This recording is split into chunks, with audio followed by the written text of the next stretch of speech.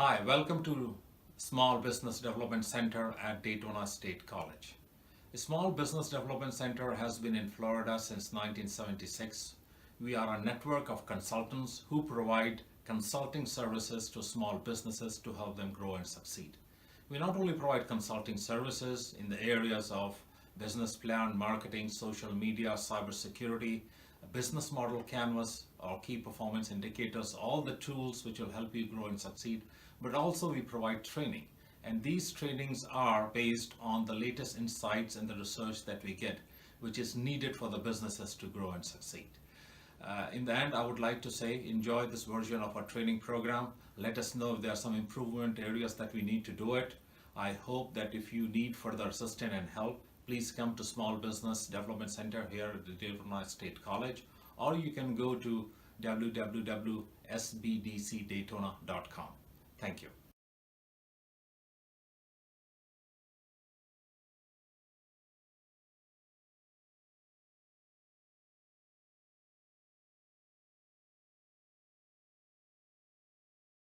Okay, so let me jump into this a little bit. I'm going to share some stats with you. I probably don't have to, right? I mean, we all have been in the environment for 10 years to know that digital is taking over everything, right? But I'll throw a couple things at you. We'll make it brief because that can kind of drag on it, especially when you already know the answer to it, right? So we have the population of the U.S. about 350 million people. 232 million of those people have Facebook profiles. It's ridiculous. It's a 60-some% of the population of the U.S. has a Facebook profile. And we could define active as logging in every month or whatever it is. But, I mean, that's 60% of our population in this country that you all have access to, right, with whatever business it is that you're launching, right? Globally, yesterday, 6.5 approximately billion queries on search engines. Google alone was over 4 billion of those queries. Now, China's got search engines we don't even know about, right? So, but Google still dominates.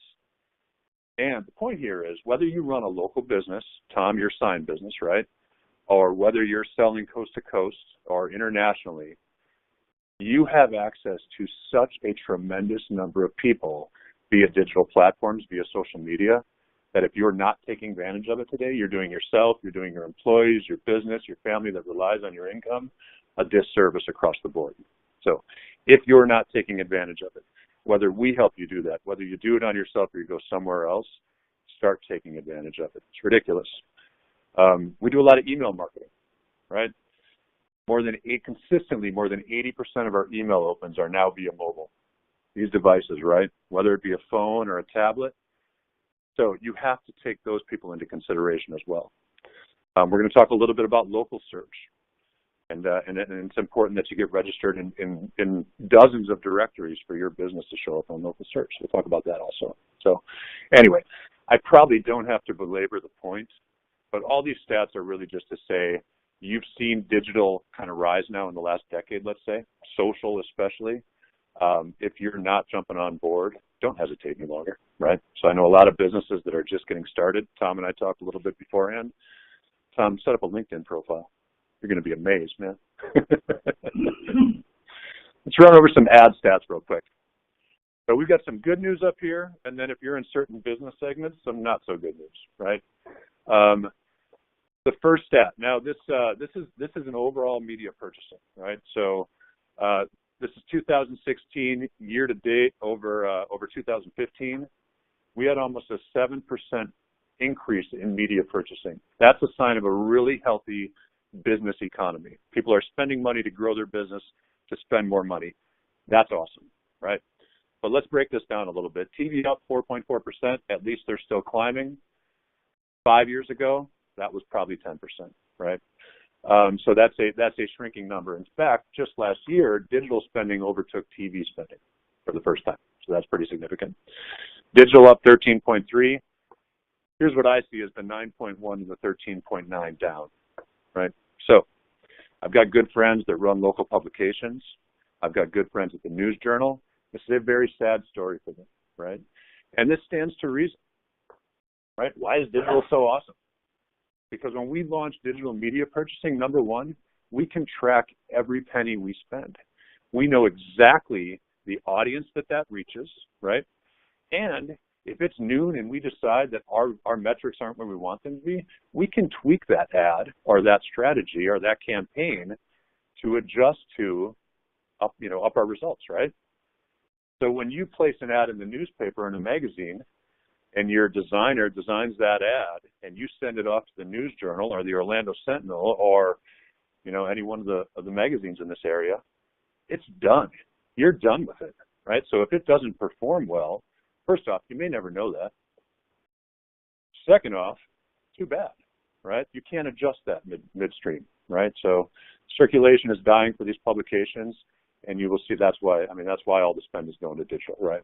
So, and then out of home, actually, I was impressed by that. So that's billboards and the digital banners that you see when you walk into Tia Corey's locally here, and so I'm pretty impressed with that actually. So. A couple more slides of graphs for you. This one's interesting. Now, this is 2013, so it's going back a few years, but I imagine the trend has continued. Adjusted for inflation, ad spending in 2013 for newspaper or for print, newspaper specifically, was the same as where it was in 1950. Anyway, right? So and then this one I think is more significant. Now, this is retail industry specific, right? When you survey retailers, 76% say that they're going to get a higher ROI off their digital spend than they are their print spend. I'm guessing these other 24% aren't spending any money digitally. Is maybe where that comes from, right? But anyway, so that's all just setting up the case. Today, we got a little bit of time together. I appreciate that. We're going to talk a little bit about a marketing strategy called inbound marketing. I can't see on the webinar, but in the room here, show of hands, anybody familiar with that term? I know you are. I see your face all over the place. So we're going to talk a little bit about inbound marketing. It's a shift in marketing strategy. We're going to talk about, as George alluded to, understanding who your buyers are. That's the first step that we walk through with every single client of ours, understanding your buyer. And then George said it as a value proposition. Hey, Gary. George says it as the value proposition. I'm going to say know your key differentiators, right? What makes your business different than the same people in your segment, the same businesses in your segment? That helps you define your marketing message, right? And then we're going to jump into number 4, how inbound marketing works. There's 4 very simple and I would say probably obvious steps, but there's strategy behind each one of them. We'll talk about that.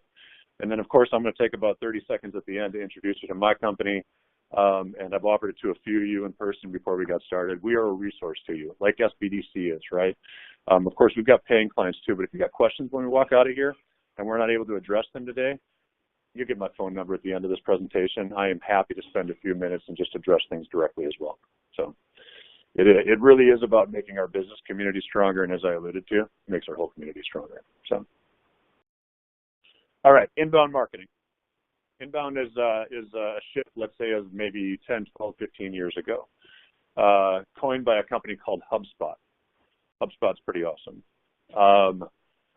What inbound is understanding the buyer that you're speaking to and creating content that interests them. It's very simple, right? If you know that, if understanding that buyer, creating content that they're going to react to, and then circulating that content within social media, making it available via search, whether that's paid or organic as well. And when people react to that content, gathering their information. Once you have their information, you can communicate with them directly, right? One-to-one. Now, there's technology that allows us to communicate with thousands of people at once, one-to-one, right? So it's nurturing those relationships once they have their information, and then it's turning them into customers. That's what inbound is, right? So it is really, it's more of an attraction type marketing, as opposed to all that interruptive advertising that we see in traditional marketing places. It is about creating content that speaks specifically to the audience you're trying to attract. So marketing with a magnet, not a sledgehammer. There we go. So, trust is a big factor, right? In every business that each of you represents, whether it's professional services, whether it's restaurant, whether it's retail, trust is a big factor, right? It's important that you build a relationship with your clients. Instead of marketing to those clients, communicating with those clients via a content marketing strategy starts to identify you as, let's say, the brand of choice, the brand where they get their information, the brand that they're going to return to in the future. And it really is a part of building out that relationship, even though perhaps you've never met this person, right? So it is all about, kind of building that love online.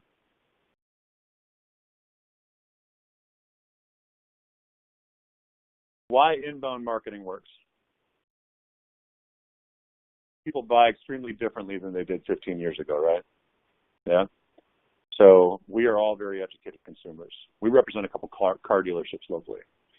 15 years ago, when somebody walked on one of those dealership lots, they relied on the salesperson to really tell them what was up with that car, right? Or, you got a family with 3 kids, you need an SUV, right? And you want these features, and here's the car that has those features. Maybe Consumer Reports or an auto magazine would have done that as well. But largely, as a population, we relied on salespeople to inform us of what was available to them, right? Today, when someone walks on that same car lot, because they've been looking at the same car for 6 months making that purchasing decision, they're probably more educated than that salesperson, right? So it's changed our whole buying environment. If we look at pre-internet days versus today, well, let me ask, by show of hands, if you've got a cell phone and it's in the room with you, put your hand up, right? All right, kind of what I expect. Does that, if your cell phone has caller ID on it, put your hand up. All right. Who remembers when caller ID came out? I can't give you a specific date, but tell me, Allison, when did caller ID come out? I would say, was it in the 90s, late 90s? I would say even earlier. Yeah. I think I would say late 80s, and it's going to date me a little bit. Yeah. I think I just didn't have it. This is going to date me. It used to be a box. Yeah. Yeah. Yeah. So Harry, I would be along the same time, 1988. Going to date me a little bit. I graduated high school in 1991. And in high school, I'd sit down to dinner with my parents when that actually happened. And what would happen, right? 5:30, 6 o'clock, the phone would ring off the hook. And it was always telemarketers, right? I mean, that's how we sold back then, right? Okay, so who in here had a DVR at one point? We don't use those anymore, but anybody have a DVR? Yeah? Why did you have a DVR? The convenience of watching shows when you wanted to. What else? Zip through commercials. Echo, you got it exactly. Zipping through commercials, right? So everybody, Netflix subscribers? Yeah, Amazon Prime, HBO Now, right? Michael, you're in front of your computer. You got a pop-up blocker on that browser? You got a junk folder for your email? I do. Here's the significance of all this, right? These are all technologies that were developed and people got very wealthy from, designed to block sales messages, right? We all love to buy. We all, with maybe some very sadistic exceptions, love to be sold to, or hate to be sold to, my apologies. We all hate to be sold to. So this whole revolution of inbound marketing speaks directly to that, right? It's about understanding your buyer and providing them the content that's going to make their life easier or better and becoming the brand of choice, right? Building that trust, and then they buy from you. And here's what's great about that. Small Business Development Center, right? So my assumption is that everybody in here has a small business of one sort or another, right? We don't have the budgets of Coca-Cola. We don't have the budgets. Heck, there's marketing companies in this town that are much bigger than ours are, and they've got the budgets to really run right over the top of us. But marketing now is no longer about the size of your pocketbook, right? It's about understanding who your buyer is and getting creative to attract those people to your brand, right? A platform like Facebook doesn't cost you anything. Though if you put a small budget to it, you can reach a ton of people that fit a demographic, right? So that's the transition from traditional marketing to inbound marketing. I don't think I have any other slides on that, but yeah. Okay, so all that hinges around, you've talked about a couple of times, intelligent content creation. If you understand your buyers well enough, you know what they're looking for. And it's not another sales message, I promise you. So if you can provide an ebook or a downloadable recipe for moms that are very busy, or if you're a gym and you can provide a downloadable, maybe it's a exercise plan or promotion to come take your first class free or whatever that may be, that gets you in touch with your buyer directly and gives you the opportunity to sell to them. Right? All right, so outsmarting. I like the best bullet on this slide is the last one, right? Outsmarting and not outspending your competitors. Okay, so let's jump into a little exercise, right? This is supposed to be a workshop, which means I'm not supposed to stand up here and just talk at you for an hour and a half or 2 hours or whatever that timeline is, right? So we're going to start discussing who your buyer is, and that's different for everybody in this room. It's different for me as well. Without understanding who that buyer is, it's really difficult to attract people to your business, right? So the better you understand your customers, the better you understand your value to them and their need for your services, right? That helps us create good content. It helps you identify and build good sales and marketing strategies. And then by understanding those buyers, you can see where they want to be 12, 24, 36 months from now, and your business can grow along that path as well. So it defines really the evolution of your business also. These are some of the bullet points, and if we had a bigger slide, maybe I could put some more in here. But these are some of the bullet points that define who the buyers are, right? So close your eyes for a second. Now, if you're on the webinar, Tracy, you too. If you're on the webinar, a couple of people out. Come on, just close your eyes for a second. All right, I'm gonna talk about a couple of things that define buyers. Kevin, keep your eyes closed. And I want you to just imagine who that person is, right? How old are they? Right? It doesn't have to be just one. Maybe you got a couple buyers, but you got a primary in mind. Where do they live? Is that local? Is that national? Right? What gender are they? How much money do they make? What's their net worth? What's their education level? What industry are they a part of? What position, perhaps, if you're selling to directors of or whatever the case may be, right? What's that company size? When you're selling business to business, I love to know how that person I'm selling to, how does that guy or girl's boss judge them? What's their performance metrics? What are their personal hobbies, personal interests? What do they do socially, right? How do they make purchasing decisions? All right, open your eyes. Hopefully you've got an image. Whoop, we went the wrong way. Hopefully you've got an image or a couple of images of people, right? I'm going to give you about 60, maybe 75 seconds here. Jot that down. What does that person look like? Gives me a chance to drink a little water.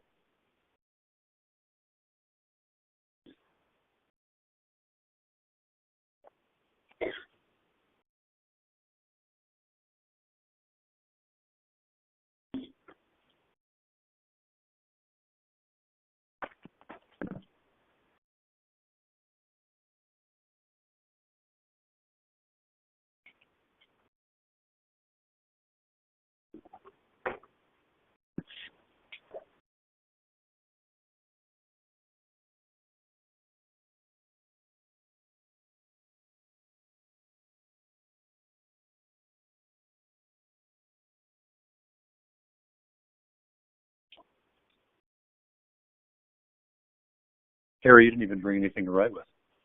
Got it up here? I know, man. You're like a steel trap. All right, cool. Most people are done writing. All right. That helps us define a buyer. If we don't know who our buyer is, we can't possibly market to them effectively, right? Okay, another little exercise. I think I've seen this guy in a t-shirt somewhere or something. I don't know, Mr. Wrong. Who don't you want as a buyer? That's important too, right? There's this, and it still exists, and I don't know how, but we're all familiar with Groupon. I mean, Groupon's like and for some of you, maybe it was successful. I don't know many businesses that would say that, right? It's usually where you turn when you're liquidating, right? It's supposed to be, and a great principle. It's supposed to be a client acquisition strategy. Introduce people to your business by giving them 75% off something and taking money out of your pocket to buy that customer. That's basically Groupon's model. I promise they'll come back. Well, problem is they don't, right? They're all discount shoppers. That's why they're on Groupon, right? So one of those things, they don't have the money to be your client, or at least they're not spending the money to be your client. So I'm going to do this one more time. You don't have to close your eyes this time. But I want you to take a couple of seconds and jot down who's that person that you don't even want as a client, right? Maybe they don't have the money. Maybe they don't fit your age demographic. So if we launch some content and we promote it, we want to make sure it fits in the right age demographic, right? Maybe you're a local restaurant and they live, 45 miles away, and your chance of actually attracting them to your restaurant or your local retail store is nil, right? Now, if they're a tourist, we can market to them when they get here. So anyway, take a couple seconds and just jot down, who's that person you didn't even want, right? I think every business has those. I got a couple of them. Learn the hard way.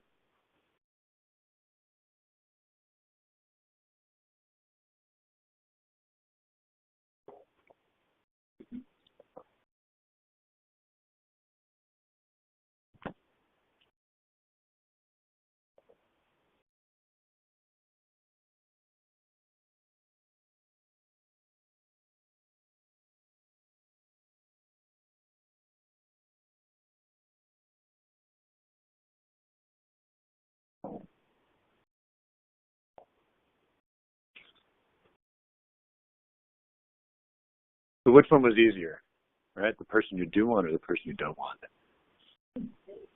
Yeah? That's funny, Allison, because mine's different. And I don't know if it's because of, having worked with a number of clients and knowing what the difficult client is. It's easy for me to know who I don't want to work with. And oftentimes I find out that there's more people than I even realize, right? Maybe that's the wrong thing to say in a setting like this, but that's the truth, right? I mean, you get into projects and sometimes you're like, whoa, what did I do with this one, right? So that happens occasionally. So, okay, now that we know that buyer persona and maybe that anti-buyer persona, if we're gonna call it that, right? Let's talk a little bit about that value proposition, those differentiators. We all work in a competitive environment.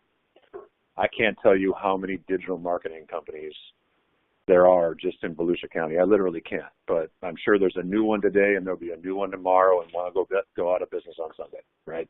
So that number changes all the time.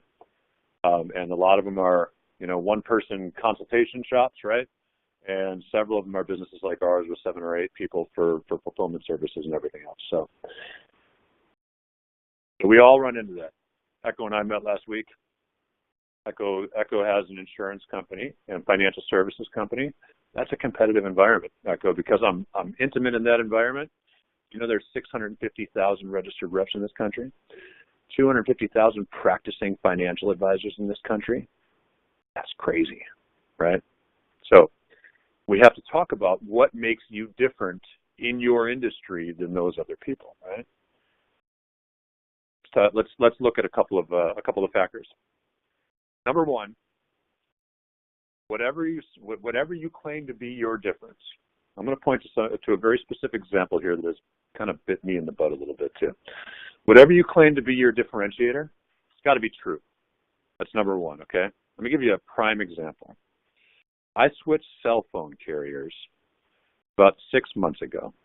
And I am not going to name any companies here, but I went to a company that claimed they were going to cut my bill in half, right? Yeah, service is okay. Hasn't fallen off as much as I thought. But when I got that first bill, it might have been $30 cheaper. I pay for 4 cell phones. So $30 cheaper is not cutting my bill in half by any stretch of the imagination. I'm kind of a pissed off customer, honestly, but I'm locked in, right? So unless I want to pull a bunch of money out of my pocket to get out of that contract, I'm just going to keep paying that bill for the next couple of years. So when you claim things, make sure they're true, first and foremost, right? Second, can you prove it? If you don't already do this, I highly recommend that you survey your customers. And I don't want you to survey the customers that you know and know well, because they're going to blow sunshine. Survey the customers that you don't really know. If you've got an e-commerce store, for example, and you've got all that customer data, or if someone walks into your retail store and you've seen their face maybe once or twice, Ask them what gets them coming back, right? Understand what they like about your business.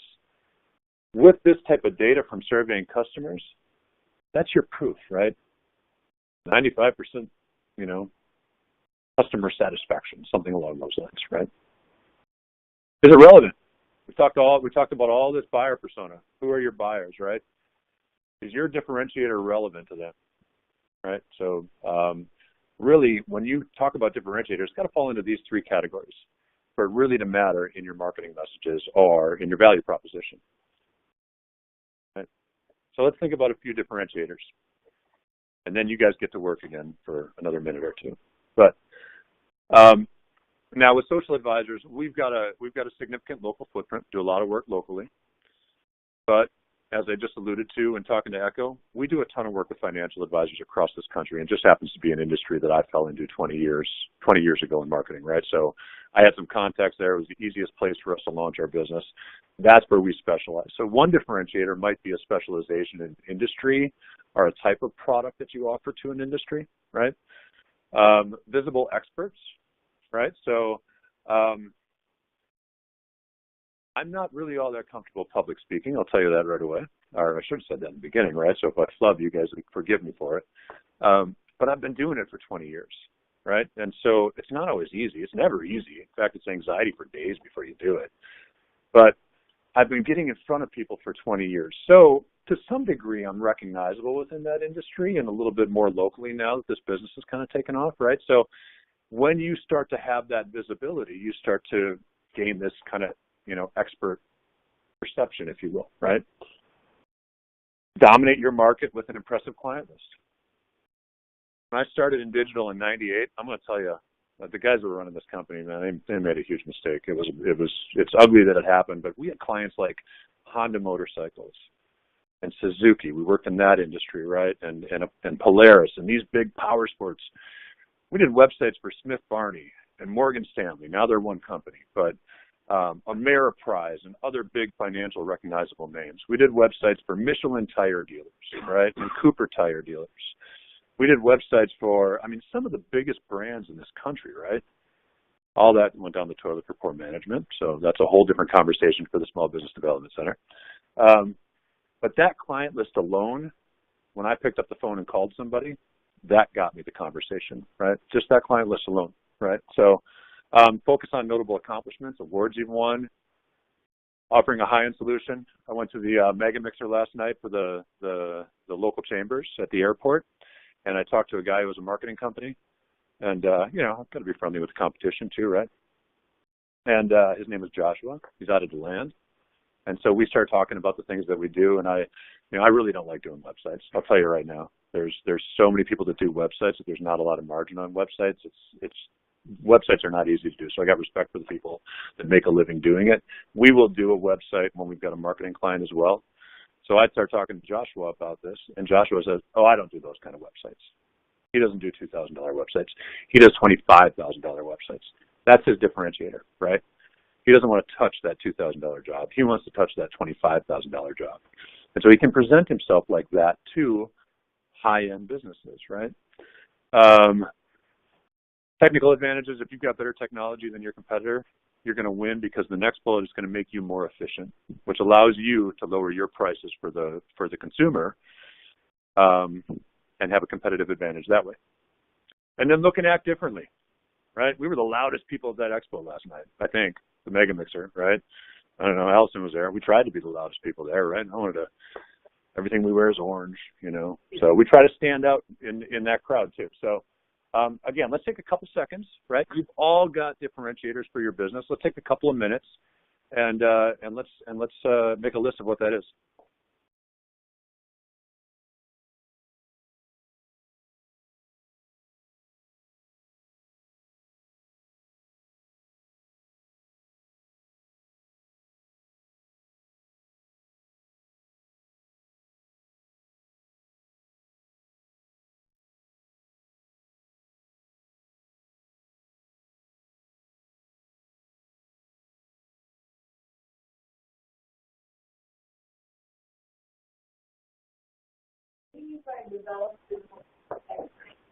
Yeah, repeat the question. Yeah. Okay, so we had a question here. What do you mean by develop visible expert? So you want to be as visible as you can in your industry, in your geographic, right? To even if well, eventually if I get up here and I don't know what I'm saying, that's going to catch up with me too. But if I never have the opportunity to speak in front of a crowd like this, or write an article that gets on a blog somewhere that's got a big following, there's never a perception of me as an expert, right? So we concentrate a lot of our time on developing ourselves as experts in our industry, right?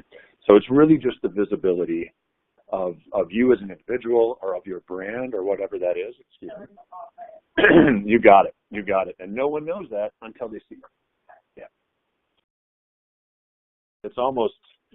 I guess some of it's earned PR, but you know.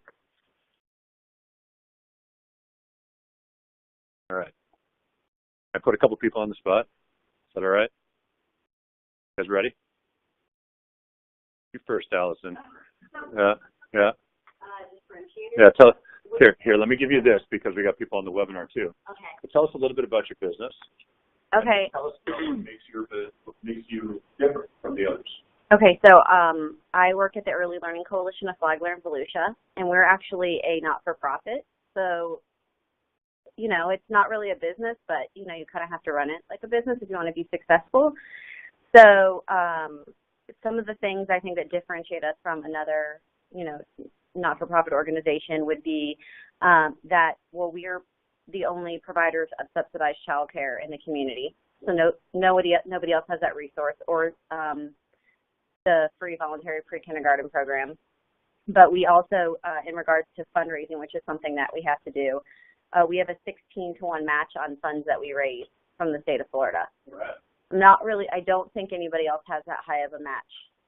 So I think that's pretty cool. Very cool. Those are great messages that certainly are going to help you stand out, right? Guess who's next?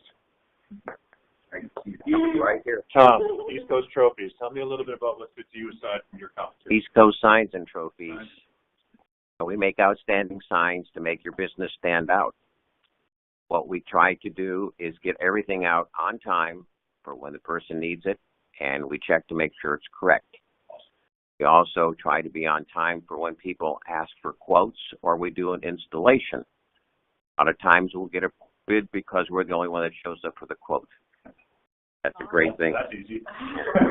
And we try to give our customer always a little bit more than they're looking for, something, a wow factor, and not charging them for it. So that way they'll come back and tell their friends. And we do encourage them to tell their friends, all the different organizations. And if they're in one organization, they may be in a social organization, we let them know, tell these people too, because we do a lot of plaques. Cool. And we're going to talk a little bit towards the end of the presentation about creating refers, right? And that's a very important piece, right? Is kind of that wow factor, the surprise at the end maybe, that is, that's all about going above and beyond. When we see a person, eyes light up and say, wow, yeah, that's not what it's better than I expected. Yeah. Of course. Yeah, exactly. That's awesome. Appreciate that. Hey, Echo, can I put you on the spot? I'm terrible at this. No, you're great at it. Oh, goodness. Well, I specialize. We can do it right Oh, okay. Yeah, that's our speaker. Well, I specialize in financial services and insurance. So I recently transferred my license to Florida, so now I can work within the whole state. I'm not limited by county, so that's exciting for me. I'm developing myself as a visible expert. I'm going to be having a radio spot with WSBB. Yeah, it's exciting. So being recognized, I have to thank my parents because they gave me a cool name. So I know, it's helping me. It can be good and bad. But yeah, so it's just, getting yourself out there, and the work I do, I can pivot depending on who I'm talking to and what their needs are. So I can say I specialize working with pre-retirees or with young families, or it just depends on the needs. But I have to be a good listener and understand those needs in order to give that value. So cool. That's all right. My spiel. All right. Thanks. All right. Patty's turn. Patty, tell us the business you're with, and then tell me a little bit about how you differentiate yourself. So my name is Patty. I work at Frame of Mind. It's a custom frame shop on Granada and Ormond. You walk in and you're able to meet with a designer one-on-one. It's 100% custom. We do everything in shop, so it's good to, support your local business. That's one thing I always try to stress to make us sort of different from our competitors, which we don't really have a whole lot, except for maybe Michael's, which is this huge corporation. So that's why shopping local, you have a small, intimate group of people, and they're all going to put their hand in it. And we can do everything custom from sizes and shapes. We've got a team of artists to really get that design that you're looking for. Plus, everything we do is conservation quality. So those are probably the top two. We've got events, coffee. Your biggest competitor locally is Michael's. I would say so for custom framing. What about, is that a service that's widely available online as well, or is it really that high touch? There are certain frames you could get online, like if you're going to do a diploma, because that's a standard size, and they just pump those out. But if you have a valuable piece of art, you're probably going to have to get it cut very specific. It's going to be an odd size. So. Cool. Okay. So, What's that? these ranges on skirts are on all items. We do frames. Range. Yeah. Yeah. Frames, sure. There you go. So, yeah, and so they've got a very cool shop on Granada, and anyway, very cool. Well, so now that we've got buyer persona, we've got differentiators, we can start talking about how we get in front of those people and we get that message out to that particular group of people, right? In Patty's case, when we look at buyer, if we've got art collectors that are doing custom framing, I would imagine that we want to aim over a household income of $60,000 or $70,000 a year art grader, right? And we can certainly speak to interest of art collection and things along those lines. So let's dive into that a little bit. So this is jumping into the methodology behind inbound, right? How inbound works. And I guess the slide got messed up a little bit, but I think we can still see okay. So really our first job, and Allison, I'll email all this to you so you don't have to take pictures of it. Yeah, exactly. And everybody on the webinar too, I'll email this to you afterwards. So, and it's going to be, the webinar will be recorded and shared with you also. So the first step in inbound, and we spent a lot of time with this already, how do we identify and then find those strangers, right? The second thing about this strategy, and this is all very logical, but the second thing about this strategy, how do we convert those people into leads? And in my opinion, a lead is when we've got an email address. I'd love to have a name and phone number and whatever bit of information that we can along with that. But at a minimum, an email address allows us to communicate with those people and hopefully move them through a sales funnel in the future as well, right? And then it's how do we convert those leads into members, our clients, our customers, or whatever that may be, right? I did this presentation for a gym, for a group of gyms at one point, so that's why it says members instead of customers or clients. But that's the third step, is how do we make them a customer of ours?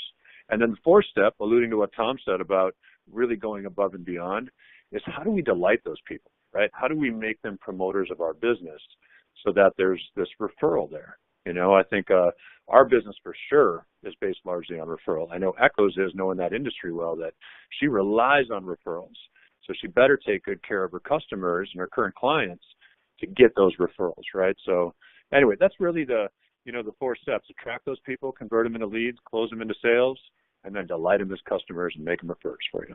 So we're going to break these down one by one. Now we're not going to go into, I don't know what happened with the slideshow here, Michael, but It shows up okay on the oh, it does. Okay. Yeah, Okay. it's So it's just cool. Okay. Okay, cool. So we'll go through these steps one by one. I'm not going to get into the details of Facebook Ad Manager at this point and building out a specific ad, right? Certainly I'm available to help you with that at any point. And there's lots of resources online for that as well. But just from a high level, we want to talk about, the complexities of that and the importance of it, right? So the first thing is finding those strangers. And we're going to start with social media, targeted lead generation. We keep referring to marketing.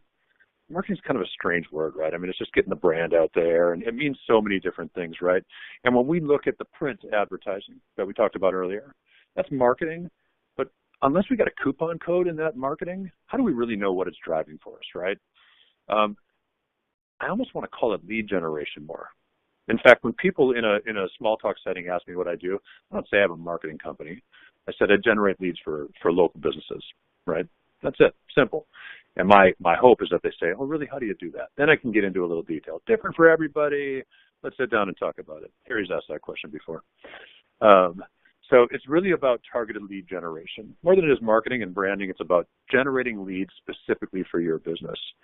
We do that through social media. Now, we talked about the volume of search as well, right? So with the amount of search that goes on through Google, and I don't know what 6.5 billion globally translates to locally, but it's a lot. So you got to be present there as well, right? That's going to pull people back to your website. We can convert them into a lead that way as well. And then there's some types of advertising that is really using a digital platform, much like traditional advertising, display ads that show up on websites, retargeted advertising. We'll dive into some detail on that, but that's basically tracking people that have been to your website before and then serving up ads to them in the future, because just going to your website is a buying signal, right? You've purchased something or browsed something on Amazon before, and then for a week after on your Facebook feed on the right-hand side, that particular thing shows up because you didn't make the purchase step, right? It is a little big brothery, right? But that is retargeting, right? So, and there's purposes for all this stuff. So let's get into a little detail with them. First off, if you're a local business, we're going to talk about search first and attracting strangers. If you're a local business, you better have your directories updated. So there are dozens and dozens of local directories online, right? These are just some of the more popular ones.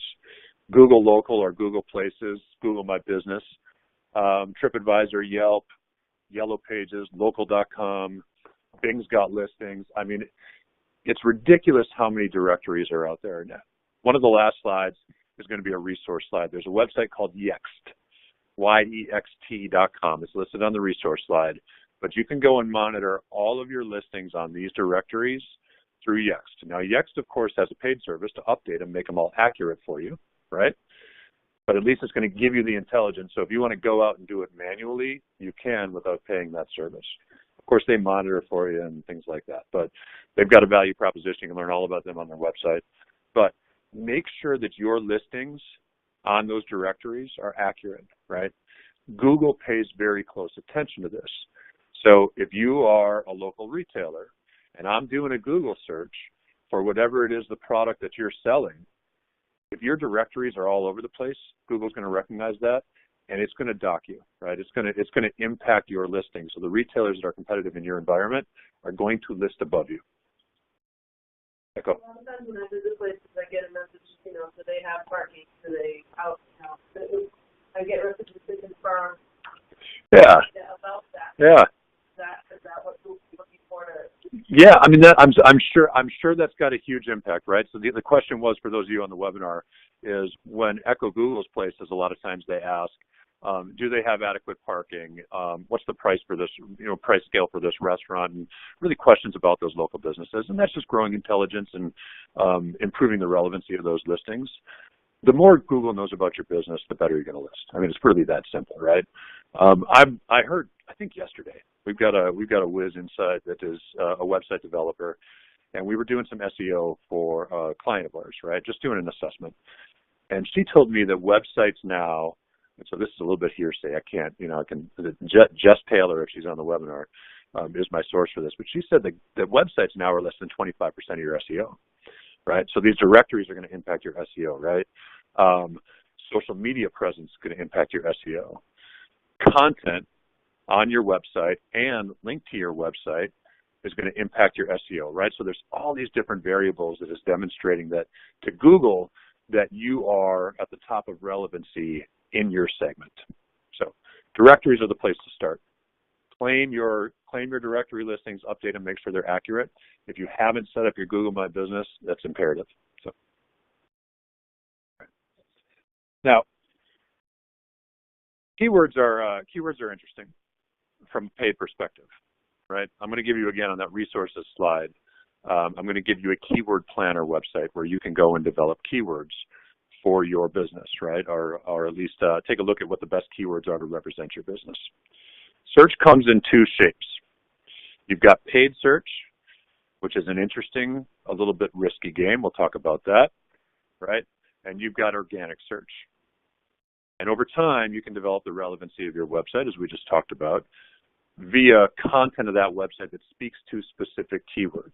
We're going to do another little exercise here because this is important as we go, not only to listen to what I'm talking about, but also to start to develop this stuff for your business, right? So let's take, just hit a button on the phone, Michael. I hope it didn't affect anything. All right. So let's take a few seconds and let's think about, I think I have another slide of this. No, let's stick with this one. Let's think about the keywords that define your business, right? Tom, what are some of the more obvious for your business? Well, obviously signs and trophies. Signs and trophies. Banners. What else? So we also do banners. You do banners? We do advertising specialties. Very cool. We do castings for. Where are you located? We are located in Ormond Beach. Okay. On Ridgewood. Ormond Beach, Ridgewood. 285 South Upwards Division, US 1. Okay. 1 mile. So my point in asking that is those location keywords are not as important, but very important to the content of your website and then the content that you're updating constantly on that website. So you've got to think of your keyword strategy in two perspectives, right? We can buy placement on the search engines for someone that types in trophies, Daytona Beach, or trophies, Ormond Beach, right? Or banners, Ormond Beach, or Volusia County. We can buy these keywords. That's a competitive environment. There's other variables, but probably the most significant variable is how much are you willing to pay for that placement, right? Over time, the better play for you is to develop your website and your social media presence around those keywords. So update your website content once every couple of weeks, a couple times a month, and make sure when you're updating that with a blog post or something along those lines, you're putting those keywords into that blog post, right? So let's all take a minute or so. I'm going to drink more water. And just write down, for your business, or the nonprofit in Allison's case, what are those keywords? Think about location. Think about your buyer. Think about the products that you offer. Go ahead, Allison. What would you recommend if there is more of more official words that are used for what you provide, but the words that the end user is using are different? How do you kind of combat that? I would probably do two things, right? I would think about the professionals that are going to be searching you. I'd probably have two strategies. Okay. I'd have one for the professionals that are going to search you that know what those industry terms are. Okay. And then most importantly, if your end user is the general public, think about it from their perspective, right? It's more about what they're going to search almost than it is about description of your business, though they should kind of overlap. Okay. Does that make sense? Mm-hmm. Yeah. So I would take it from the consumer's perspective. Okay. Yeah.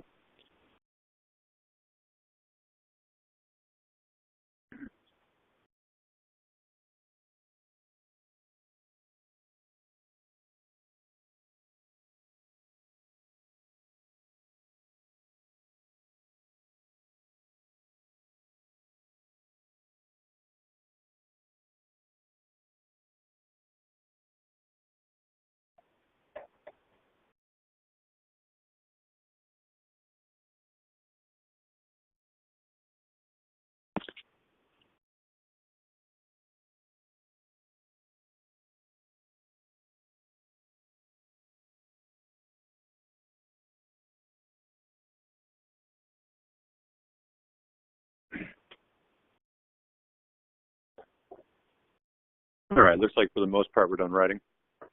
Cool. This should be pretty easy, right? I mean, you know your business. What are people going to Google when they're searching for you? Let's talk a little bit about paid. Here's the scary thing to me about paid, right? In certain industries, I referred to automotive earlier. We've got some automotive clients. I can tell you when you do a search for a Chevy Malibu, first off, you can certainly define your ad so that it's going to happen in a 50-mile radius from here, so you're not attracting people from Arkansas, right? But when you do a search for Chevy Malibu, 50-mile radius from here in Orlando or in Tampa or wherever webinar is being attended from, that click to your website, first of all, it doesn't cost you anything until someone clicks on it. But that click to your website is going to cost you like $7 for every person that goes to your website to browse that Chevy Malibu. Here's what I know about the automotive industry. You know, John Hall Chevy, locally here on Nova, right? 15 years in a row. Thank you, Kevin. Dealer of the year, 15 years in a row. They're a very significant, they're number 5 dealer or top 5 or so for Chevy every year, so they do a great job. But their competitor is not Gary Yeoman's Ford, which is out at the Auto Mall. Sure, certainly people are looking at Chevys and Fords. Their competitor is New Smyrna Beach Chevy, right? So when I Google Chevy Malibu and Volusia County, those two businesses are going to be competing with each other for that space on that search engine. Number 1 rules. But that search could be $7, $8, $9 for a click to your website. Now they got huge budgets and they got great co-op for marketing and stuff. So it's a significant piece of, you know, what these auto dealers do, right? But as a small business, what you need to monitor, first off, how many people are you sending to your website before you actually get somebody to fill out the form that gives you the information, or before you actually get somebody to buy that pair of shoes or to buy that, you know, to sign up for your meal prep delivery service or whatever it may be, right? If it takes you 50 people to your website and that click costs you $5, that's $250 for that one form fill out or that one purchase, right? Now the cool thing about search is, again, you don't pay for it until someone clicks, but you've got to monitor your conversion rates on your website, because if your conversion rates are low, it's costing you a ton of money to get a new customer, right? This is not what we're talking about with inbound. This is available to you, but this is not outsmarting the larger competitor. This is outspending the larger competitor. And for small businesses, that's a slippery slope very quickly. So I caution you with paid search. You can set small budgets. So if you set a $25 a day budget with Google or with Bing, you're not going to exceed that. It might go to 27, but the next day it would hit 23. So you're going to average $25 a day. That allows you to dip a toe in the water and see what that traffic does for you, see what that paid placement does for you. But this is a really, it's a bit of a scary game, minus the fact that you've got the ability to turn it off anytime you want to, anytime you need to, right? So there's also there's also strategy behind this stuff. So there's very savvy search professionals out there. There's lots of great resources online to help you set up good search ads. Anyway, heed my caution, because it can be an expensive game if you try to compete with the larger brands in your segment. So. Okay, let's talk a little bit about SEO. Ideally, you would show up well in SEO, organic SEO. SEO, for those of you who don't know, search engine optimization. That is setting up your website, or really more today, it's setting up your online presence so that you show up really well organically. And that has just as much to do with Facebook today. It has just as much to do with LinkedIn today. It has just as much to do with social today as it does with your website. Probably more. A lot of times, especially in the financial services industry, Echo, I'll Google somebody's name and their LinkedIn profile is top and center. Their website might be 3rd or 4th or 5th on the list if it exists at all, right? So, yeah, exactly. So that's pretty normal. Echo just said her Facebook and her LinkedIn come up 1st and 2nd. That's pretty normal. So the same keyword strategy fits here, but it is more of an organic keyword strategy, right? So for our clients, what we do is we write a ton of blogs for them, right? At least 2 a month, sometimes 4, depending on our objectives, right? And those blogs are optimized, and by that I mean they're loaded with those keywords that we want to be found for. Once those blogs hit the website, which is going to help the website, now we promote them on social media. And we optimize even the abstract on social media, you know, the couple of paragraphs or the couple sentences you type before your post. We optimize even that, right? So everything that you do, everything that you push out should be optimized for those keywords, right? So that's how you win at organic SEO. Cool thing about organic, It doesn't cost you anything for that click to your website. That's number one. So even if it takes you 50 people to get a conversion, you're still okay. It's not costing you anything more than the effort of getting your website or your social media profile there, right? It also doesn't go away tomorrow, right? With that paid stuff, you turn the ad off, you're gone. You don't exist anymore, right? With your organic stuff, it doesn't go away so quickly. Yeah, question. We do a little bit of both. Great question. Great question. So the question was, do we put our blogs on the business's website or do we put it on LinkedIn? The answer is both. Okay, so LinkedIn, for those of you who are not familiar with the platform, you can post content like you can on Facebook, but they also have a blog platform, and it's pretty significant. They give you really good exposure for that. Now, here's the thing that we do, though, right? So there's a danger in duplicate content. Now we're getting down a rabbit hole, right? So, but that's okay. We'll dive into it. There's a danger in having duplicate content. If Google sees your website with the exact same content that's on this LinkedIn blog post, there's a chance they're going to penalize the website. LinkedIn's a lot more significant in Google's eyes than your website, for sure, right? So what we do is we will, same subject matter, same topic, same, basically the same thing. We just change it up a little bit, right? Maybe make it 25% different for the LinkedIn posting than we do for the website posting. And to be perfectly honest with you, I don't know if Google's going to see, even if you do a duplicate, I don't know if Google's actually going to see that, that it's going to penalize your website so much. Yeah, but just to avoid any conflict there, yeah, we'll change it up. We do use, especially for professional services people, the business-to-business people that we represent, we do use LinkedIn publishing significantly. Yeah, great platform. Yeah, great question. So that's how you win in organic SEO, right? You got to keep your social profiles consistent, keep your website updated consistently, and make sure that when you're writing new content, you're loading it full of those same keywords that would have worked for your paid strategy as well. So, yeah, another question. I know on Instagram it has like a feed you put up that whatever you put on Instagram automatically copies over to Facebook. Yep. Would you not turn that on and make sure you have like different text with the posts? Yep. I would. Someone's calling on Facebook and then also Instagram, and they get like duplicate messages. Yeah, and I would say, yeah, I'm sorry. Okay. The question is. And not only Instagram and Facebook, but also Facebook and Twitter. So when you post on one social platform, you can set it so that it posts to other social platforms. The question is that a good thing to do, really, right? There's a couple reasons that I would say not a good thing to do, right? So first and foremost, each of those social platforms has a slightly different purpose. And so we call that an abstract internally. I don't know if the rest of the world calls it an abstract, but when we post something in those couple sentences, we just call it abstract. So those abstracts are going to be different when we post them on Twitter, of course, with a 140 character limit. When we post them on Facebook, when we post them on Instagram, we post them on LinkedIn. So we change it up because the platforms are different themselves. Second thing is when you set automated, when you set that system up automatically, the people that do that, I tend to see on one of those two platforms are asleep at the wheel, I'll say, right? I'm posting my content to make it convenient for me, but that's because I'm not logging into Twitter very often, right? The problem there is if someone's corresponding with you on Twitter, you're not present, right? Those are very social platforms.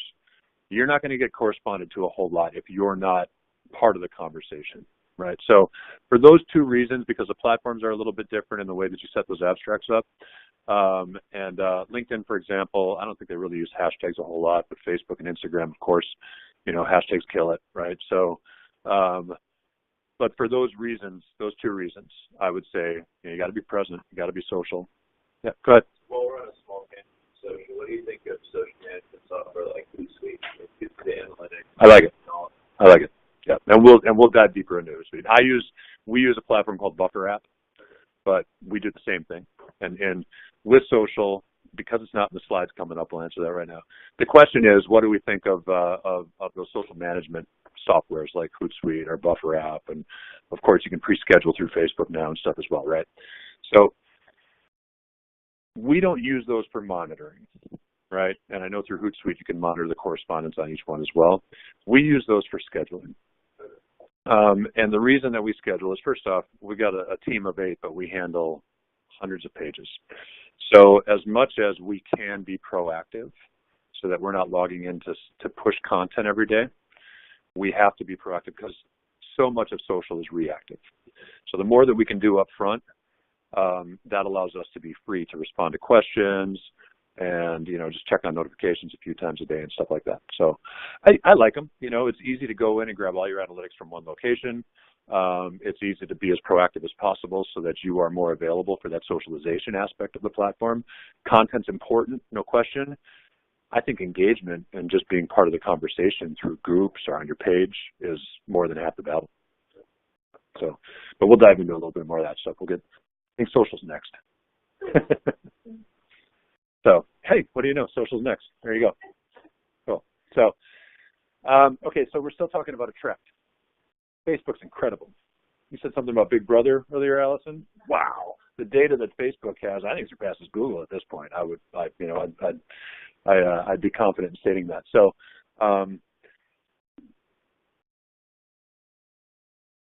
Facebook, for those of you, anybody in here use an ad manager on Facebook? Figured you were, Travis. LinkedIn, Facebook. LinkedIn's gotten a lot better since MSN bought it too. So ad manager on Facebook is an incredible tool, right? You can boost a post. When I say boost a post, those people that are active on Facebook understand that means you click the little button and you've got a couple little demographics on your post. You've got a couple little demographics. You can throw some budget behind to expand your audience. That's a great idea. That's still very general.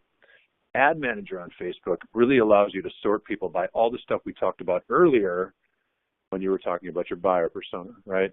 So when you listed all those descriptors of your buyer, every one of the things that I put on that slide, you can identify through Facebook Ad Manager. How old are they? How much money do they make a year? Where do they live? What's their gender? What are their interests and hobbies? What company do they work for? What position do they have? Whew, it's incredible the amount of information that's available via Facebook. Compare this again to traditional advertising, right? When you put an ad in the news journal, I think a back page ad on the weekend probably costs $1,500, $1,700 if you do a full page ad. That's crazy. And nothing against my friends at the news journal. Their circulation has fallen off a cliff in the last 5 years, right? With that $1,700 ad, you're lucky if you're touching 40 or 50,000 people, right?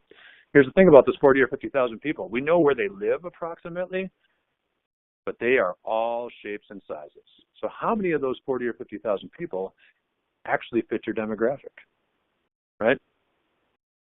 They could probably tell you within a reasonable, question. That same $1,700 put to a promotion on Facebook, define your audience exactly, right? So if you've got a decade of age that you want to reach and you've got an income level that you want to reach and a location that you want to reach and an interest that you want to reach, that same spend, and I'm not suggesting you start with $1,700, but just in comparison, that same spend is going to get you upwards of 150,000 impressions, exposure. There's this 40 or 50. Facebook's going to get you 150, 3 times the amount.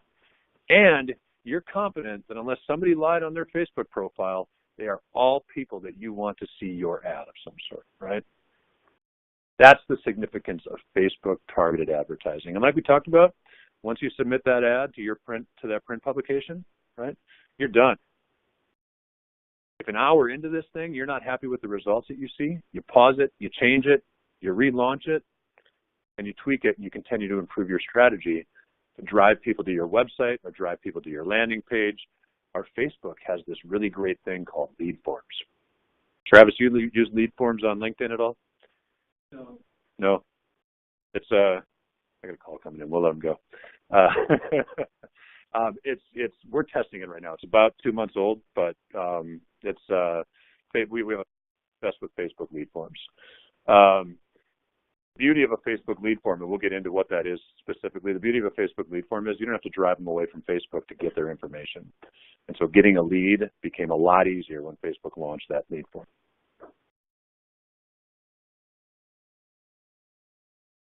So here's an example of an ad on Facebook, right?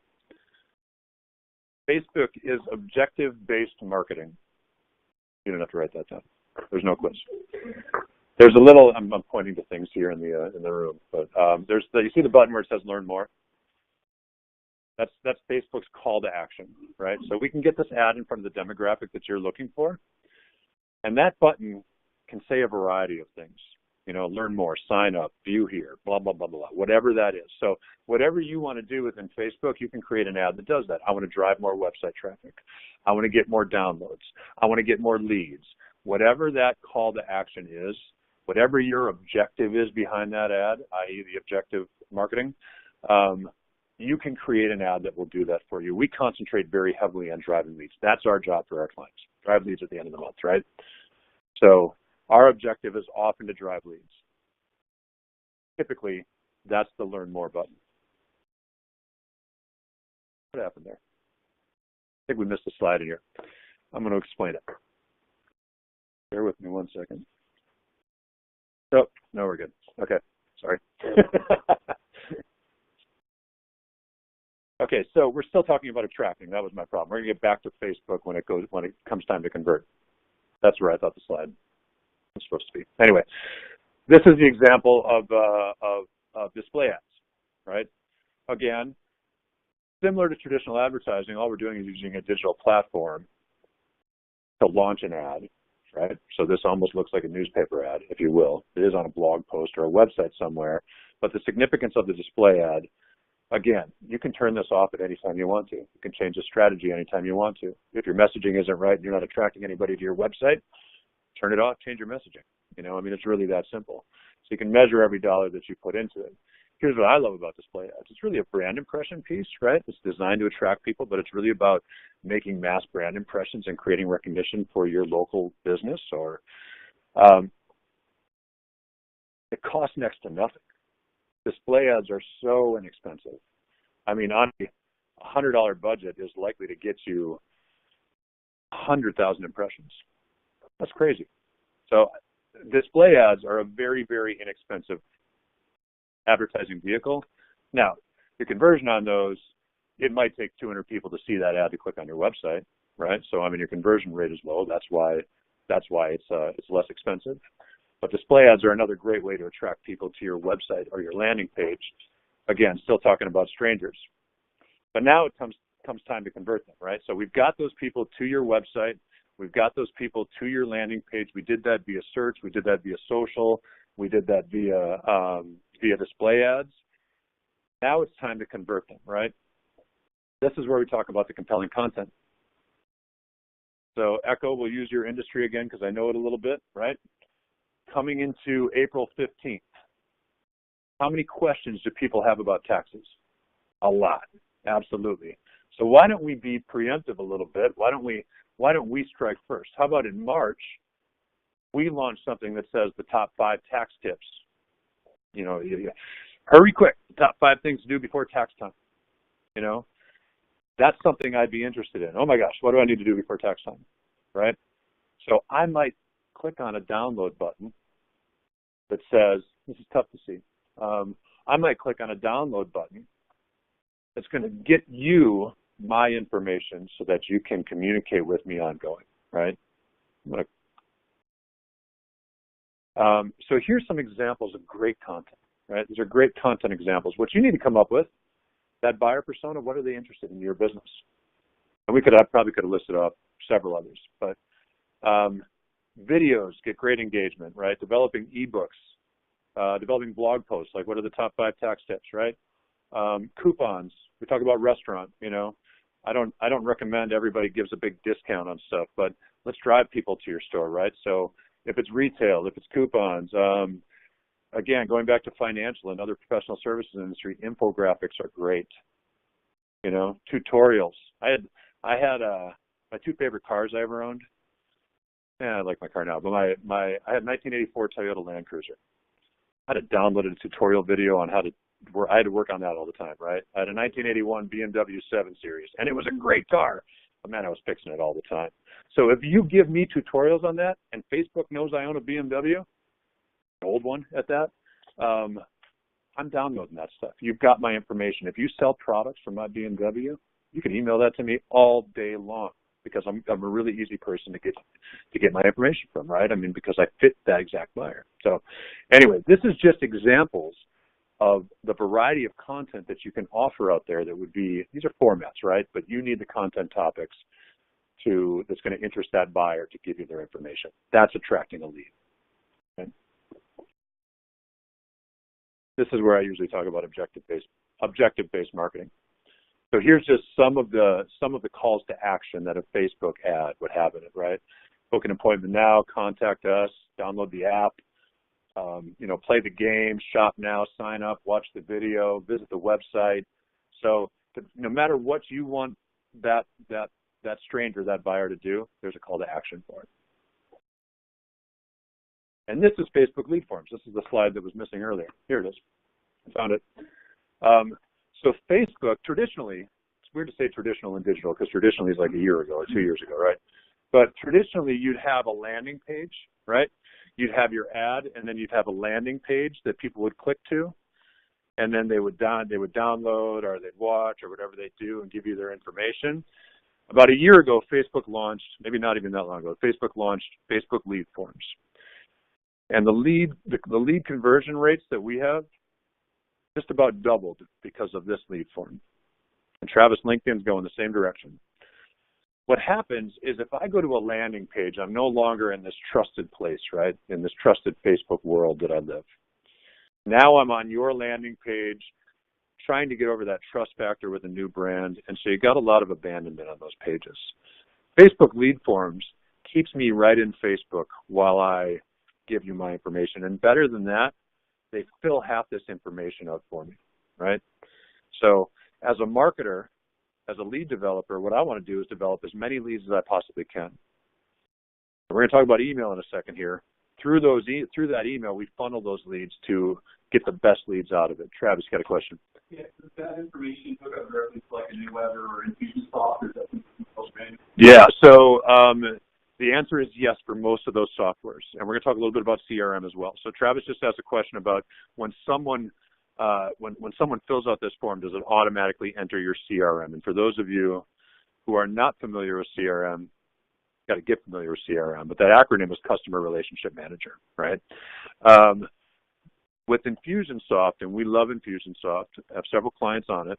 There's a bridge software called Zapier. You familiar with that? Yeah, Okay. Yeah. Okay. Same sort of thing, right? So that bridges from Facebook and then feeds Infusionsoft directly. The significance of that is when we do our marketing through Infusionsoft, of course, we can see where people came from, what they're interacting with. We get to know those people that are leads. We get to know exactly how they're interacting with our brand. So that's pretty big. But yes, to answer your question, there are ways with most of those CRM platforms that we can feed leads directly in. Yeah. So Facebook lead forms has really changed the game as far as lead development online. And like I say, it almost doubled the number of leads for the price that we're able to provide clients today. So Facebook lead forms, and keep an eye out for LinkedIn lead forms as well, are huge. Now that we've got those leads, we have to close those people into customers, right? So that's significant. We have their email address, we have their name, maybe we even got their phone number. We're going to use this information to talk about CRMs and such. So Travis was just asking about CRMs. Again, Customer Relationship Manager. Is anybody in here using a CRM actively? Echo is, Travis is. Okay. CRM software is going to revolutionize your sales process. Okay. So I highly recommend, and I've got the websites listed on that resource slide at the end. I highly recommend that you look into CRMs. Infusionsoft is a very popular one.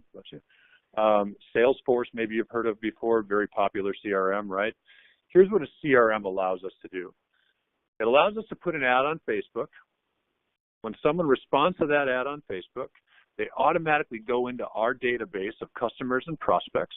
We can tag them so that we know what they reacted to, what ad they reacted to, where they came from, segment them within that database, and then we automate email distribution to those people, right? And because we know their first name, it seems like it's a personal email, right? Hi, Patty, how you doing? Thanks for reacting to this ad. I know what age you are, and I know what gender you are, and I can get a message that's specific to you, and 1,000 people like you at the exact same time, right? It's amazing. Revolutionizes the whole sales and marketing process. So I highly recommend you look into a CRM for your business. Infusionsoft, I think, is about $250 a month. Not cheap. Best money I ever spent. Right, honestly, it has revolutionized the way that we market ourselves, right? Especially because we do so much business in the financial space. Echo and people like Echo are so easy to get in front of, right? And you can do that in mass now without having to be present for all of that. Now, as you email, sending targeted emails, again, very personal because I know what you reacted to. I know when you reacted to it. I know the demographic that you fit in because I defined that when I launched the ad on Facebook. I can get a very specific message out to you with all that understanding, right? Here's what you need to do. You got to track who's interacting with those emails. If I pull 5 leads into the system, my expectation, one of those leads is going to interact with emails very consistently, right? But if I'm doing that for 1,000 people, that's not easy for me to monitor. That CRM software is going to monitor it for you. So you send emails out on a consistent basis that have a very specific messaging for the person that you pulled into the system, whether they're local, whether they're national, whether they're international. And you want to track who opens your emails, who clicks on the links that you provide, and also, on the negative side, how many people are unsubscribing. Pay very close attention to that because it tells you a couple of things. Either your messaging does not line up with the audience that you've attracted, right? So you got to change your messaging. Or you're killing them with email. So slow down your marketing a little bit, right? What's cool about that CRM software, especially Infusionsoft, which is the one I know well, and it lead scores for you as well. So Don, in the back of the room, if I attract you as a lead, and over the next 28 days I send you 4 emails, and you open 3 of those emails, and on 2 of those emails you click on a topic in there of some sort, that CRM system, I'm going to sort it by my hottest leads, and you're going to pop up on that list because you are consistently interacting with my messaging, right? So when I make an outreach, I finally get to the point where I make an outreach to to my leads. You're one of the first guys I'm going to call, or one of the first guys that I'm going to send an email to directly and ask for that opportunity to speak to you because I know you know my brand well. I know you're interacting with my brand, right? And like I say, that might be 15 or 20% of the people that we add into the system that do that. But now you're not spinning your wheels, wasting your time with bad leads, right? Not everybody that clicks on that and fills out that form on Facebook is going to be awesome. You know, I mean, you kind of have to sift through the riffraff to get to the people that are hot. And if you don't have the software in place, it's really difficult for you to know who that is. So you might call 5 people to speak to one decent lead. This way, you don't have to make those other 4 calls until 6 months from now when they become a buyer of your services and they start interacting with your brand, right? That's what a CRM does for you. It saves you time like you wouldn't believe, especially from a sales perspective. So these stats are very important. And there's, you know, a bunch of other stats from email that we could track, but these stats are key to your sales efforts. Tom, I'm going to put you on the spot one more time. Really? Yep. We're getting the promoters, and you seemed, when I talked to you earlier, you seem to be an expert on this part, right? What is that thing? If I buy a trophy from you, or if I buy a banner from you, and you guys come out and do an install of some sort, what is that extra special thing that you provide me as a customer? What we do is we'll be there on time, which is one of the important things. For sure. Also, we will bring the items that we need for that installation, if it is an installation, okay, so that you don't have to keep running around. We'll have already checked it out, make sure that what we have is being able to take care of that. Cool. If it's for trophies, where we're dropping off trophies, we make sure the trophies were right, the spelling on them is correct, and that when we're dropping them off, then you'll have at least everything ready to go so your event can take off. Awesome. We would prefer you to pick them up. Yeah. We do not deliver trophies very often. Yeah. So, Echo, I'm going to put you on the spot as well. All right. So I'm using you as an example because I know your industry pretty well, right? So I'm sorry to pick on you. No, we're getting you over the fear of speaking in this environment. That's all. So, for your clients, your financial clients or your insurance clients, is there anything that you do outside of the norm that retains them? That you know, I mean, how do you make sure that client is not going to stick around for year one? Is going to be a client of yours 10 years from now. What anything special that you do in that respect? Well, I pay attention to their Facebook and different events and even their LinkedIn if they have a profile. And I stay engaged with them. And I also offer, you know, I give them the choice of how much they want me to interact with them. Cool. Do they want to check up quarterly, semi-annually, annually? When do they want to see me? When do they want to hear from me? So that really puts it in their hands. And awesome. So I just try to be there for them. Cool. Very good. So it really, to create promoters and referrers of our business, we've got to do a couple things, right? We've got to understand who that customer is. We also have to speak to them as individuals, right? We have to be able to communicate to people one-on-one, and we have to be able to do that in mass, right? So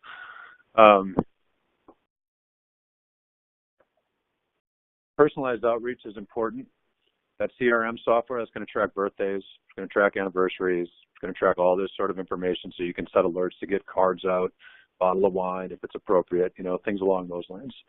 That's the personalized outreach. You have to be present with social media, right? We talked about that with the duplicate posts. Social media, whether it be through groups, whether it be on your Facebook page, there is a conversation going on there, and it's only as strong as the conversation that you create. That is your opportunity to interact with the people that are present there one-to-one. And then we already talked about it a little bit, but through that CRM, now you're able to send thank you emails, very personalized to 1,000 people at one time. So the personalized outreach is the most important part to creating fans and promoters of your business. And we all, I don't know if anybody in this room could say it, we rely very heavily on referrals. My expectation is everyone in here does, right? So creating those promoters and referrers is key, right? So this is the resource slide that I've been referring to. Google.com/AdWords has a keyword planner for you. So we got started with talking about keyword strategy, right? Spyfoo.com, we didn't talk about this at all. Knowing your competitors is important. I love Spyfoo because it makes me feel like an agent or something, right? Spyfoo allows you to go in and see what your competitors have for a keyword strategy. So if you are competing with someone directly, Spyfoo, they usually give you a 30-day free trial. You can see a little bit of information for free, but you can jump in there, type in their domain name, and Spyfoo, there's about a 30-day lag to their data. They're going to tell you exactly what your competitors' keywords are, how much they're spending a month on those keywords, how much traffic they're driving to their website with those keywords. Spyfoo is awesome. Use it. So lots of...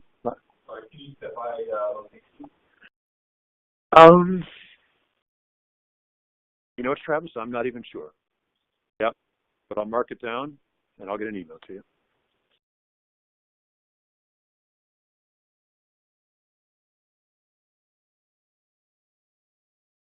I would think so. It's tracking Google data. So if they're doing a location parameters for the Google ads, I would imagine. But I'll double check it all. If I can find it, I'll send a link directly to it for you. Yeah, sure. Yext for directory listings. Again, there's a paid service that Yext will update, and I'm not a reseller of Yext, by the way. Just want to, disclosure, right?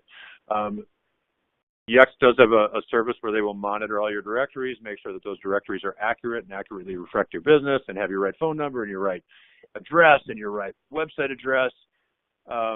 You can also get a report, and you can do all that stuff manually. So you can save the money. It takes a little time to do it. They monitor it for you as well. So there's some upside there. I don't even know what the cost is on that service, but we didn't pay for it, so probably I didn't see the value in it. Facebook.com, business-ads, Facebook Ad Manager tutorial. They will walk you right through how to use that ad manager. Fairly complex software, but it allows you to target very directly that buyer persona, right? Business.linkedin.com/ads. Sounds like Travis spends a lot of time on that website. Same sort of thing. LinkedIn can target for business to business just as effectively as Facebook can. Maybe that's overstating it. I don't know if it's just as effectively, but very effectively. We use LinkedIn a lot.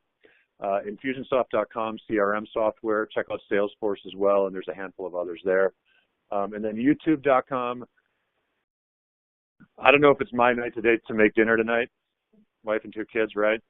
But my night, when it is my night to make dinner, that's where I go. YouTube.com. I referenced my old cars. I don't drive an old car anymore, so I don't need it as much.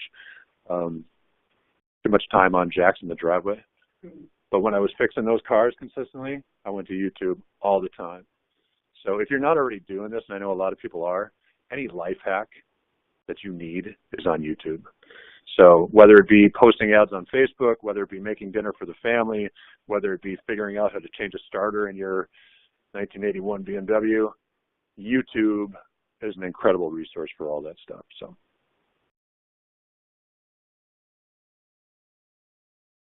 and now I get to introduce our company.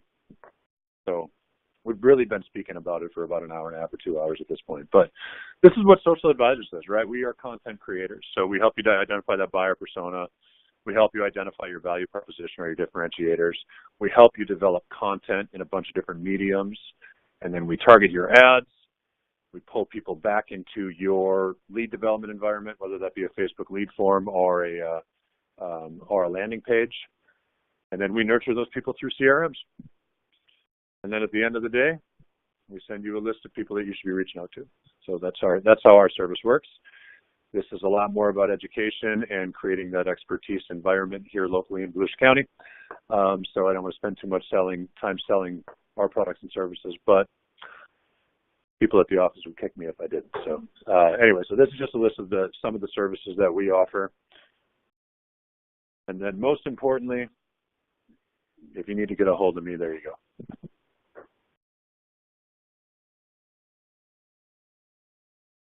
So I've got this low kind of monotone voice, and I saw your eyes close a time or two. I'm just playing. I hope I didn't put anybody to sleep on the webinar. I thank you so much for your time, and if there's any other questions, fire them at me.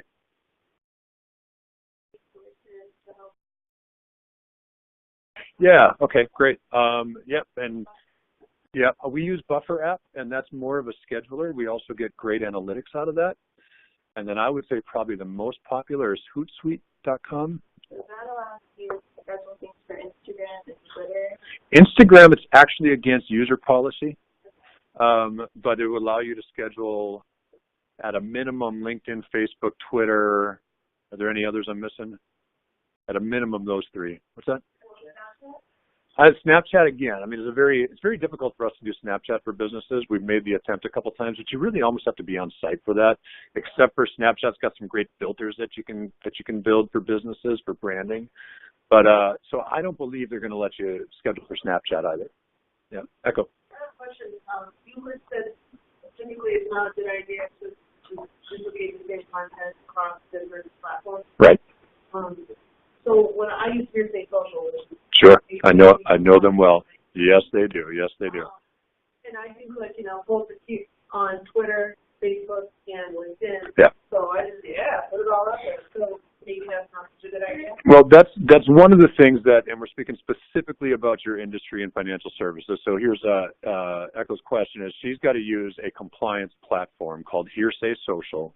That is a platform that is specific to the financial services industry, and it's a platform that the firms use to offer up their fleet of advisors pre-approved content for marketing, right?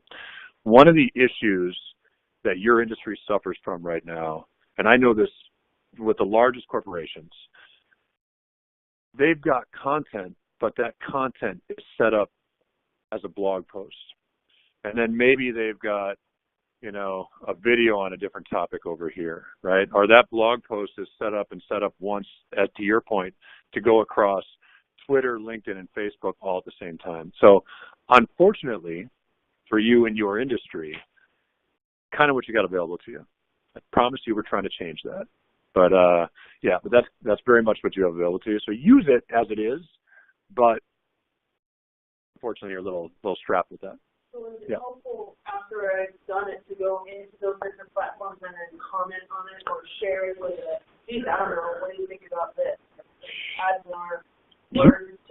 you want to start the conversation. And one thing we really didn't focus on, I think I had it on a slide in there, but was leveraging groups, right? So your job is to start the conversation. Now, your firm, New York Life? Okay, so your firm, New York Life, is going to have different compliance rules. So first off, and the disclosure, pay attention to that stuff first. I know a lot of firms that don't allow you to comment on it because they can't monitor it. Now, through hearsay, they monitor that stuff in arrears. So you should be able to comment. I don't think you can like stuff because that means you endorse something, whatever, right? Lawyers are fickle, or that industry is pretty fickle. But so, yeah, I would say yes. Definitely get in there. And if you are allowed to, from a legal compliance perspective, start the conversation. And if you are allowed to use groups on LinkedIn and Facebook, use groups on LinkedIn and Facebook. There are some great targeted groups out there. Yeah, Travis. YouTube and blogs, you guys use that as something that video content is very important, right? Now, for our local clients, we do video content. It's difficult for us to do on a national level, right? But if someone's developing content in California, we want that content to promote for them, right? So, yeah, the short answer, first off, YouTube is a Google property. If you tag your YouTube video appropriately, it is going to ramp you up like crazy in that SEO world, that organic world, right? So leverage that wherever you can. Huge advocate of video content. Yeah. That's one thing that's actually taking the blogs that we're writing. Yeah. In terms of the blogs. I would go the other way with it. Here would be my suggestion. Make the video, excuse me, make the video, transcribe it into a blog, cut the audio out, make a podcast, and now that video just produced 3 pieces of content for you. Yep. Also, we'll aid with SEO doing YouTube videos, making sure you have the closed caption piece content that will also boost your SEO. Cool. Good. See, I'm learning stuff too, man. Yeah. Also, with the closed captioning, if you're loading that video up somewhere where audio is not present, right? The ability to see what's being said, I know Facebook will do that when you have a native video on Facebook. They'll automatically add that closed captioning, which is great, but cool. Look at that. I'm getting better at SEO too. Thank you. Yeah. Yeah. Managing the social stuff takes a lot of time. Uh-huh. That's what allows me to feed my family, yeah. Yeah. Yep. So I'll tell you exactly what we do, right, for a client. And this is in the box. We've got a lot of clients that are outside of this box. We are always 30 days ahead, okay? Excuse me. Drink of water real quick.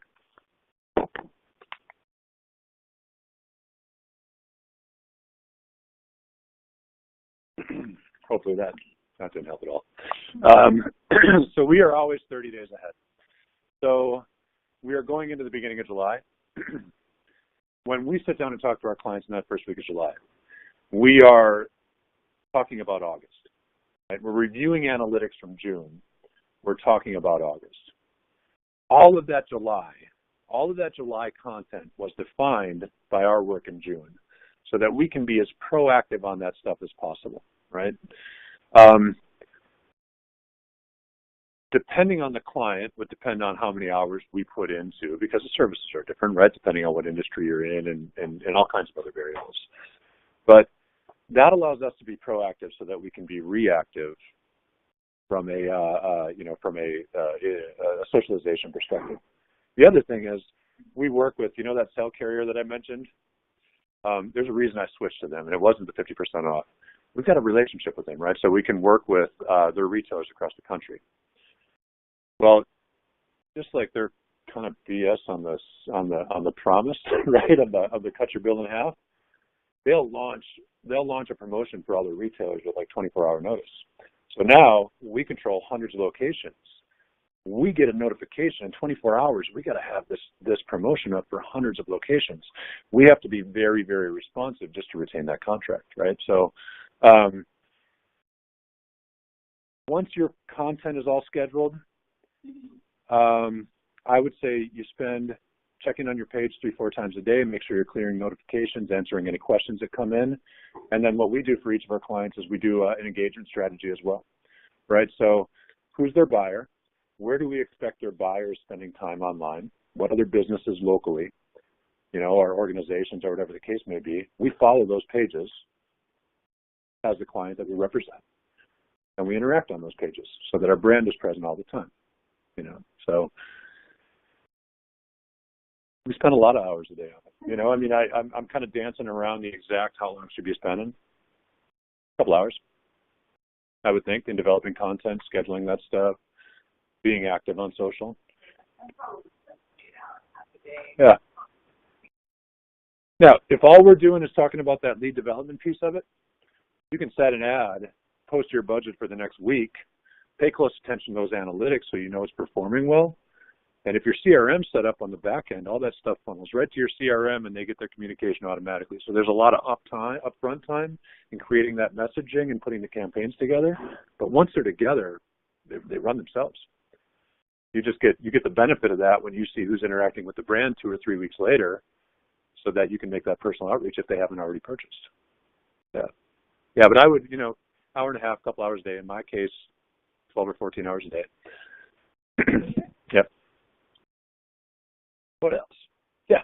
I was talking to some guys who were telling me that what they could do is they could piggyback on at a book. Yeah. They said they could piggyback in the Barnes & Noble, and anyone who picked up sci-fi, they could attach my advertisement to them. Wow. Yeah. And okay, so now this is. I said that's a little insidious. I'm not. Yeah. Yeah. Okay, so the question is, yeah.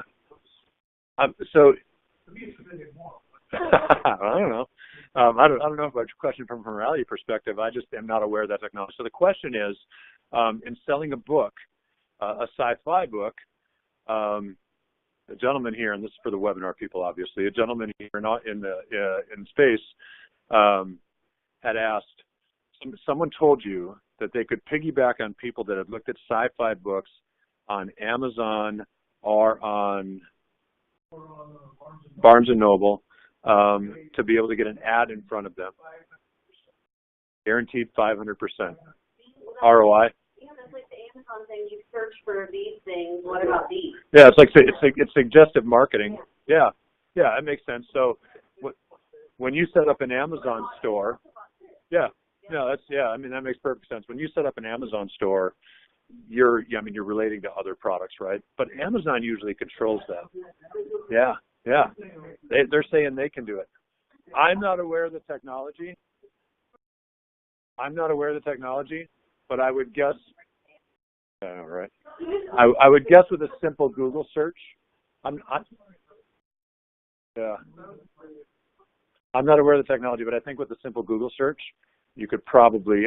It's so easy to get in front to do the research on it, right?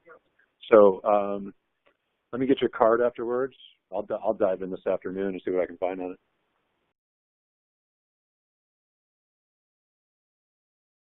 Let me write it down so I don't forget. Yeah.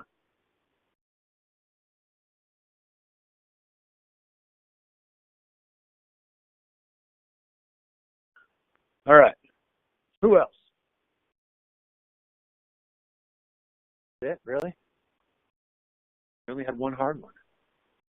Cool. Well, again, let me thank George and Mitch and Tracy and Kevin and Michael for helping out with technology. I sincerely appreciate the opportunity to be here with you guys today. I made an offer in the beginning, and that offer stands absolutely. Write down my contact information. If you've got questions that you think of when you get to your car, it is honestly a goal of mine to be a resource for our business community. As much as I need to sell product to keep the business going and pay for the family and stuff like that, I am here to answer your questions today, tomorrow, a month from now, 4 years from now. So thank you all for your time and your thoughtful questions.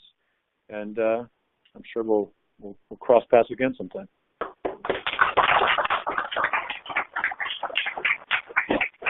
So I would like to get everybody's card, give you mine. Okay. Good.